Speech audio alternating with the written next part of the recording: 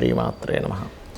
ప్రేక్షకులకి ఆ లలితాంబిక అమ్మవారి యొక్క అనుగ్రహం పరిపూర్ణంగా కలగాలని మనస్ఫూర్తి కోరుకుంటూ మనం ఈరోజు చెప్పుకోబోయేటువంటి టాపిక్ 2025 జనవరి మాసంలో ఫలితాలు ఏ విధంగా ఉన్నాయి, మరియు ఏ విషయాల పట్ల మీరు జాగ్రత్తగా ఉండాలి, అదేవిధంగా ఎటువంటి పరిహార మార్గం చేసుకుంటే ఇబ్బంది పడకుండా సంతోషంగా ఉంటాము అనేటువంటి విషయాలు చెప్తుంది నేనైనప్పటికీ కూడా చెప్పిస్తుంది సాక్షాత్ లలిత అమ్మవారిగా భావిస్తూ ఒక్కొక్క లగ్నం తెలియని వారు రాశిరీత్యా చూసుకుందాం. అయితే దీనికంటే ముందు అసలు గ్రహాలు ఎక్కడెక్కడ ఉన్నాయి ఈ జనవరి మాసంలో. గురువు వక్రించే ఉన్నాడు, ఇంకా అదేవిధంగా కుజుడు కూడా వక్రించి ఉన్నాడు ఈ జనవరి మాసంలో. అదేవిధంగా కేతువు కన్యారాశిలోని, బుధుడు వృశ్చికంలో ఉంటూ 4వ తేదీ ధనస్సులోకి, 25వ తేదీ మకరంలోకి ఎంటర్ అవుతున్నాడు. చంద్రుడైతే మొత్తం ఒక నెలలో ఒక రౌండ్, అంటే ఈ యొక్క మకరం నుంచి మళ్ళీ మకరం వరకు చేరుకుంటాడు. రవి 14వ తేదీ ధనస్సులోకి, ధనస్సు నుంచి మకరంలోకి, శుక్రుడు శని కుంభరాశిలో ఉన్నాడు. ఈ శుక్రుడు మీనంలోకి రాహువుని చేరుకుంటాడు, రాహు మీనంలో ఉన్నాడు. 28వ తేదీ చేరుకుంటున్నాడు. అంటే ఆల్మోస్ట్ నెల రోజులు మొత్తం శుక్రుడు ఇక్కడే ఉంటాడు. వృశ్చిక లగ్నము, వృశ్చిక రాశి. వృశ్చికం వారికి కనుక చూసుకున్నట్లయితే మీరు ఈ మాసంలో, ఈ జనవరి మాసంలో లాంగ్ జర్నీ చేసేటువంటి విషయాల పట్ల కాస్త జాగ్రత్తగా ఉండండి. ధనాధిపతి సప్తమ స్థానంలో ఉన్నందుకు కాస్త ఈ ప్రాపర్టీ రిలేటెడ్ వాటి మూలంగా, కన్స్ట్రక్షన్ రిలేటెడ్ వాటి మూలంగా, గతంలో ఆగిపోయినటువంటివి కొంత ముందుకు కదలడము, విదేశీ వాటి మూలంగా ధనయోగం రావడము, క్రియేటివ్ రిలేటెడ్ వాటి మూలంగా ధనయోగం రావడం అనేటువంటి చాలా స్పష్టంగా గోచరిస్తుంది. కాకపోతే అర్ధాష్టమి శని ప్రభావం వల్ల కొంచెం, అంటే ఈ చదువు విషయంలో లేదా కన్స్ట్రక్షన్స్ ఏదైనా మీరు చేయనటువంటి దానికి కొంత నిందపడ్డం ఇట్లాంటివి జరుగుతుంటాయి. డోంట్ వరీ, అదొక రకంగా పాఠాన్ని నేర్పిస్తున్నాను అనుకోండి. అయితే శుక్రుడు వచ్చి చేరినందుకు కొంత సపోర్ట్ అనేటువంటిది కూడా లభిస్తుంది.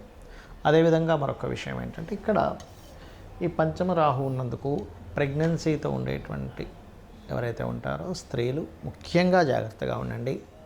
అదేవిధంగా 6వ అధిపతి భాగ్యస్థానంలో వక్రించున్నాడు మెయిన్గా. అక్కడ ఎప్పుడైతే ఈ 6వ స్థానాధిపతి అక్కడ అలా ఆ రకంగా ఉన్నాడో, ఎవరికైనా మీరు అప్పులు ఇచ్చేటువంటి విషయంలో, అప్పు తీసుకునేటువంటి విషయంలో, ముఖ్యంగా లోన్ రిలేటెడ్ సంబంధించినటువంటి అంశాలలో కాస్త జాగ్రత్తగా ఉండండి.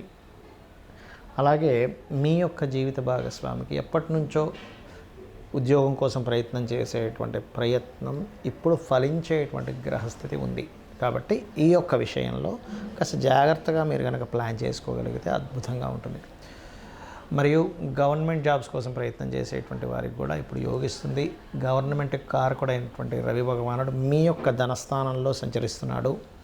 అదేవిధంగా లాభంలో ఎప్పుడైతే కేతు ఉన్నాడో, ఇది సాఫ్ట్వేర్ రంగాల్లోని ఏఐ రిలేటెడ్గా ఇవాళ రేపు చూడండి, ఏఐ చాలా డెవలప్ అవుతుంది. ఏఐ పరంగా వచ్చేటువంటి డెవలప్మెంట్స్ చక్కగా మీరు, అంటే వీరు ఈ యొక్క వ్యాపారాల్లో చక్కగా కలిసి రావడం జరుగుతూ ఉంటుంది. మరియు అదేవిధంగా తండ్రి గారి ఆస్తికి సంబంధించిన విషయంలో గతంలో ఉన్నటువంటి కొన్ని డిస్టర్బెన్సెస్ కావచ్చు, గొడవలు కావచ్చు, కొంతవరకు మీకు క్లియర్ అవ్వడం అనేటువంటి చూపిస్తుంది. అయితే మీకు ఫైనాన్షియల్గా ఇంకా బాగుండాలి అంటే మాత్రం ఎక్కువగా మీరు దుర్గా ఆరాధన ద్వారా సంతానం కోసం పడుతున్న స్ట్రెస్ అనేది తగ్గుతుంది.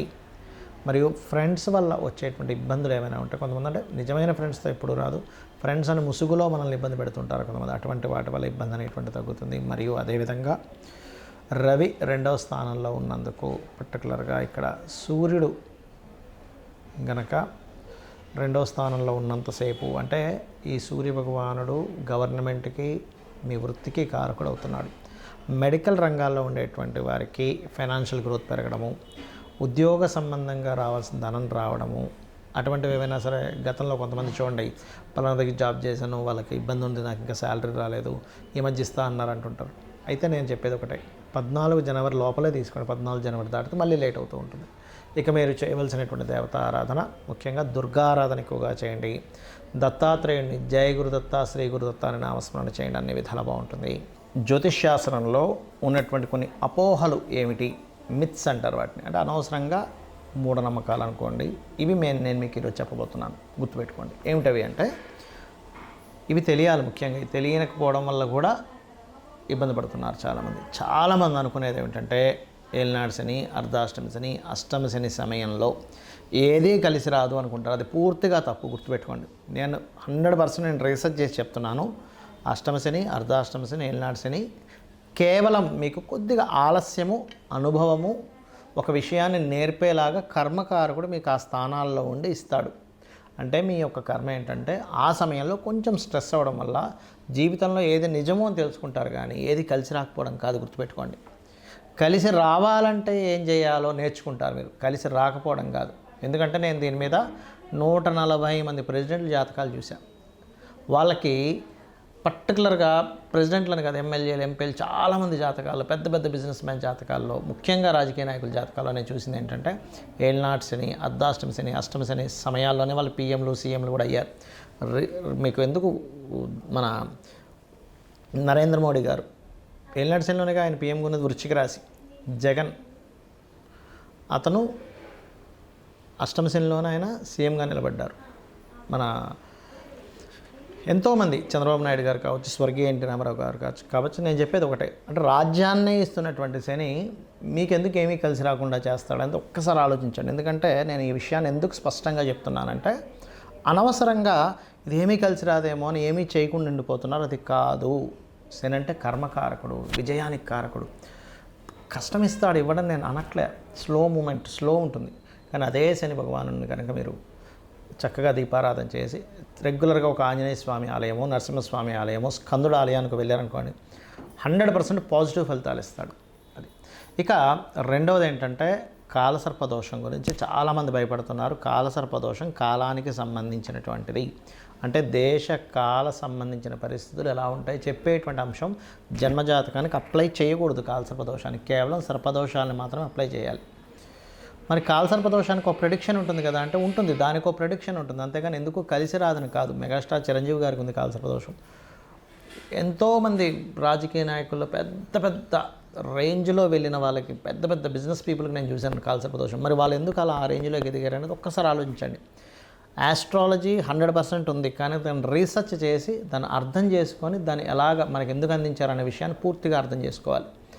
అలాగే మరొక విషయం ఏంటంటే, ఒకటి, ప్రతిసారి కూడా మనం ప్రతిదానికి కూడా ఏలినాటి శననో సర్పదోషం ఉందనో పెట్టుకుంటాం. అలా కాదు. పర్టికులర్ భావం అంటే మీకు వివాహం అవ్వటం లేదు, ఓకే, 7th లార్డ్ ఎవరయ్యారు చూసుకొని ఆ 7th లార్డ్ బలహీనంగా ఉన్నాడా, అందుకే అవ్వట్లేదు. దాన్ని చిన్న చిన్న మంత్రాలతో, లలిత సహస్రనామం ఉంది, అందులో ఓం కామేశబద్ధ మాంగళ్య సూత్ర శోభిత కందరాయ నమః ఖచ్చితంగా ఇంట్లో కూర్చొని చక్కగా చేసుకొని ఫ్రీ అయిపోతుంది దానికి. అంతేగాని అమ్మో దీనికి ఏదో లక్షలు కట్టించి పూజ చేసుకోవాలి అప్పుడే నాకు ఆ దోషం పోతుంది అనేటువంటిది కాదు. కలియుగం కొన్న గొప్పతనం ఏంటంటే నామస్మరణ చేత పోతుంది, క్లియర్ అయిపోతుంది. మీ దగ్గర డబ్బులు ఉన్నాయి, నేను చక్కగా పూజ చేయించుకుంటాను, ఇంటికి పురోహితుని పిలిపించి ఒక హోమం చేయించుకుంటానంటే చేయించుకోండి, ఏమీ తప్పు కాదు. అది ధనం ఉంటే చక్కగా ఇంటికి పురోహితుని పిలిపించుకొని చక్కగా పూజ చేసి అతనికి దక్షిణ ఇచ్చి 10 మందికి భోజనాలు పెట్టండి. దానివల్ల ఒక సిస్టమ్ అంటే మనీ సర్క్యులేట్ అవుతుంది, దానివల్ల దేవతలు కూడా ఆనందిస్తారు. నేను కాదనట్లే, కానీ డబ్బులు లేకపోయినా అప్పులు చేసి మాత్రం ఎట్టి పరిస్థితుల్లో మీరు పూజ చేస్తేనే వర్కౌట్ అవుతుందని మాత్రం ఏమీ లేదు. ఎందుకంటే భగవంతుడికి అన్నీ తెలుసు.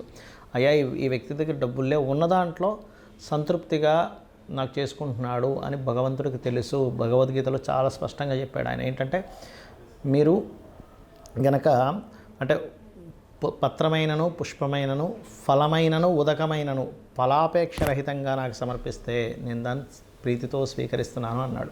ఉదకం అంటే చిన్న నీటి చుక్కండి. కాబట్టి ఎక్కడా కూడా ఇది చేస్తేనే అవుతుంది, లేకపోతే నాకు ఇది అవ్వదు అనేటువంటిది లేదు. నామస్మరణ చేయండి, కేవలం నామస్మరణ కూడా మిమ్మల్ని ఉద్ధరిస్తుంది. డబ్బులు ఉన్నాయి చక్కగా చేసుకోండి, ఏం కాదనట్లే. గో సేవ చేస్తారా, గోదానమే ఇస్తారా, పెద్ద పెద్ద హోమాలే చేస్తారా, యజ్ఞాలే చేస్తారా, మీ ఇష్టం. బట్ లేనప్పుడు మాత్రం అప్పు చేస్తేనే అవుతుంది అనేటువంటి మూఢనమ్మకం నుంచి బయటికి రండి ఫస్ట్ మీరు. అలాగే మరొక విషయం ఏంటంటే జ్యోతిష్యము, వాస్తు. చాలామందికి ఏంటంటే వాస్తులో కూడా, వాస్తు అనగానే మొత్తం మీద పగలగొట్టేస్తేనే అది సెట్ అవుతుంది అనుకుంటారు. అలా ఏమీ లేదు. చక్కగా ఇంట్లో ఏ వస్తువు ఎక్కడ పెట్టుకోవాలి, మీకు సరైనటువంటి గృహం అవునా కాదా, అన్ని గృహాలు మంచివే, కానీ మనకి సెట్ అయ్యే గృహమే మనకు బాగుంటుంది. అది ఏ డైరెక్షన్ ఈజ్ మీకు మంచిది అనేటువంటివి కొన్ని సెట్ ఆఫ్ రూల్స్ ఉన్నాయి వాస్తులో. అది తెలుసుకొని వెళ్ళండి. అంతేగాని ఏదో వాస్తు బాగాలేదని ఇల్లు కూలగొట్టేసేయడం, మొత్తం గందరగోళం చేసేసుకుని లక్షల రూపాయలు దాన్ని ఖర్చు పెట్టేసి మళ్ళీ అది అప్పుల పాలవడం కాదు. వాస్తులో వెరీ క్లియర్లీ మనకి కొన్నిసార్లు మాత్రమే, అంటే ఈశాన్యంలో బాత్రూమ్ మాత్రమే ఖచ్చితంగా తీయమన్నాడు. మిగతా ప్లేసెస్లో ఉన్నప్పుడు చిన్న రెమెడీస్తో దాన్ని మనం సెట్ చేసుకోవచ్చు. కలర్స్ ద్వారా సెట్ చేసుకోవచ్చు, ఒక వస్తువు ఒక దగ్గర ఉండడం ద్వారా సెట్ చేసుకోవచ్చు. మనం ఇంట్లో ఒక పని ఒక దగ్గర చేయడం ద్వారా సెట్ చేసుకోవచ్చు. సో ఇది అర్థం చేసుకోండి.